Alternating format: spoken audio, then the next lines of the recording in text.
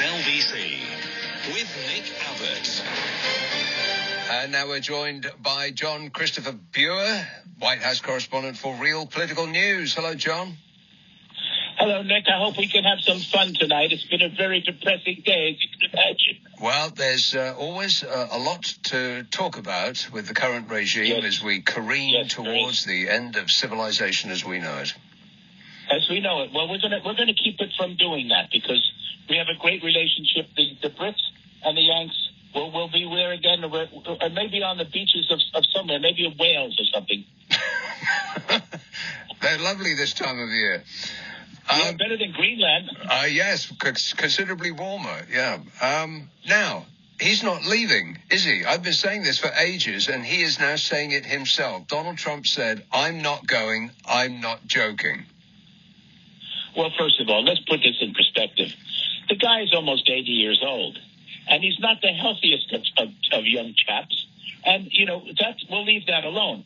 But we have a thing called the U.S. Constitution, and I believe it's the 22nd Amendment that just gives a president 2 terms. That's it. This is not a monarchy. This is not an oligarchy. This is not a leader for life, although he thinks he is. So he can get off that one. You've got to get a Supreme Court an amendment, and then the Supreme Court to approve it. You have to get a constitutional amendment, which is the whole thing, and it's not going to happen. And he can say whatever he does and try to manipulate whatever he does. But people have always... It's a distraction. Well, maybe everything about what he says and does is a distraction. But, people have said before, he can't do that. Then he goes ahead and does it anyway. Well, it's because they sit back and let him do it. And they say, it's just Trump being Trump. Well, Trump being Trump is getting us in a lot of trouble, including with our allies, Great Britain and France and Israel, who's now complaining that Signalgate issue, which was a disaster, gave away some very important security clip issues to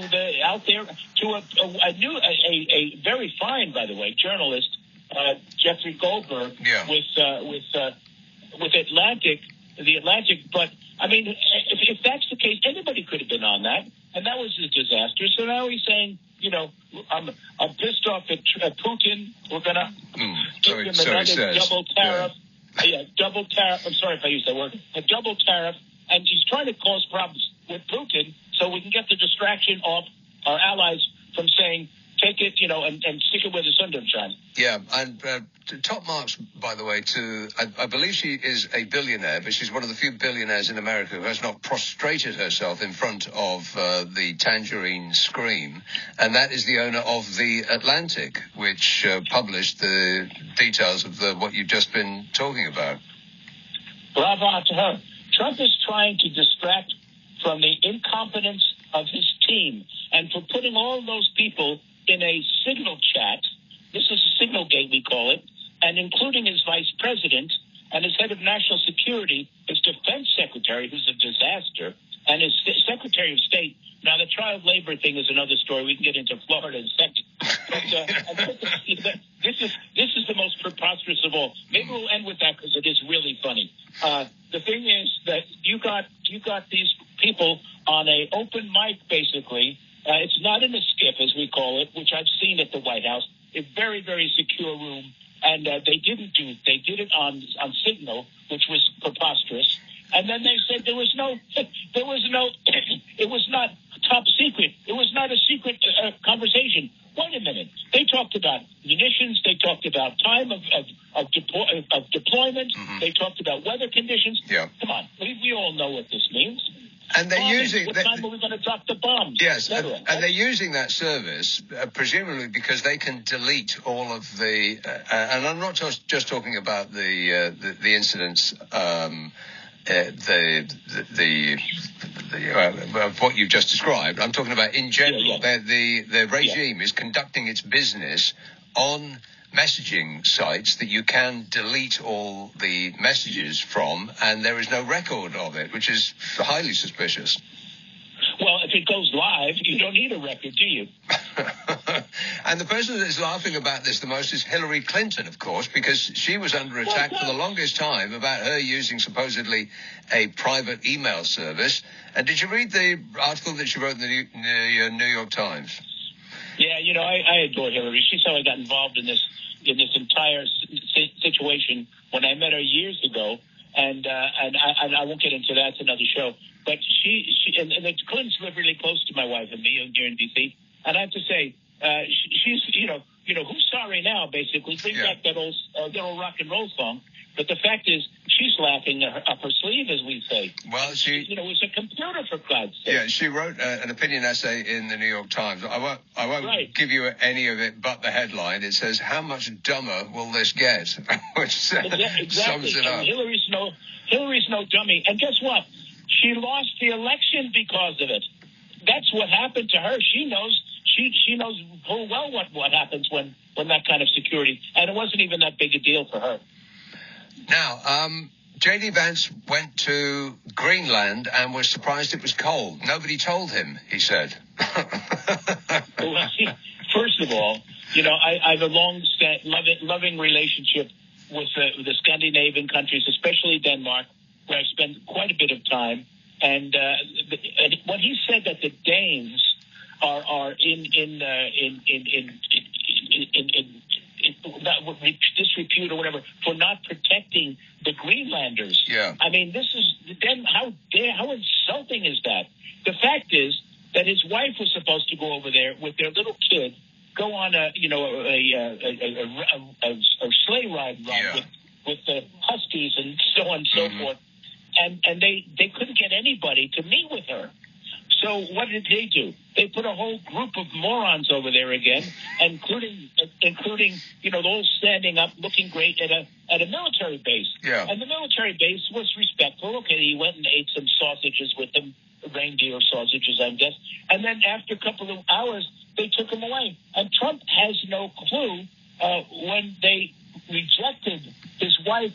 He had to go to follow up. He had to look like the man because everything is for Vance is going to look like the man. But the Greenlanders didn't want him. The Danish former prime minister was on TV here today, and she was appalled. But you know what?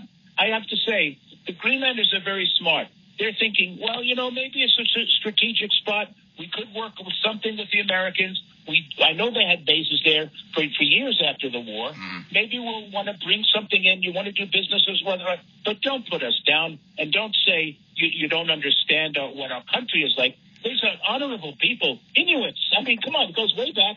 Inuits and Danes. Can't beat that combination. And there's so many details that stood out. The desperate attempt to knock on people's doors in Greenland for anyone to come out for a photo opportunity, and they couldn't find a single person who wanted to do that.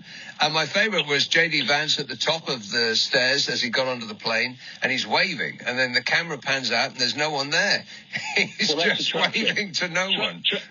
That's Trump's famous trick. He waves, and then the camera pans, and there's a blank space. He's waving at no one. Yeah. Now, we had to talk about this genius idea in Florida to replace immigrant workers who are being bussed out with child labor. This is the most ridiculous thing of all. And it was my brilliant wife who always preps me for these shows with you and Clive and whoever. And she says, and I've been to Florida, basically lived there. The orange groves, there's cotton picking, there's cattle, there's hog farming, there's shrimp boat. Remember that famous Forrest Gump where he's got a fish boat where he's shrimping in the Gulf of, as Trump wanted to change it, the Gulf of America. They're down there on shrimp boats. That's hard work. And guess what? All the people that Trump and DeSantis are deporting who to send El Salvador and Colombia back to where they came from, unfortunately, guess what? There's nobody left to do the jobs. And they're going to get the teenagers from 16 to 17 who are the sons and daughters of investment bankers who live in Boca Raton. And they don't even want to be lifeguards. I'm a lifeguard. We can't even get lifeguards in my pool. They look at you like you're crazy. We're not doing that lousy job. It's insane. They shot this. It's a self-sacrifice. They might as well shoot themselves in the foot. This is the gang that couldn't shoot straight even if they had a proper gun. They couldn't hit a barn if they were sitting on it. Yeah. They couldn't hit a barn, whether you know what, the bag of stuff. Yeah, that's a famous line by, yeah, you know that. You know that line. I do, yeah. Great line. John, always a pleasure. Thanks so much for your time. Prayers for us, will you? Yeah, okay. Put us in your prayers. I'll do that, yeah. Oh, John, and Happy Mom's Day. Happy Mom's Day. Ah, yes. Back at you. Jon-Christopher Bua, White House correspondent for Real Political News. Now, if you missed any part of this show, you can catch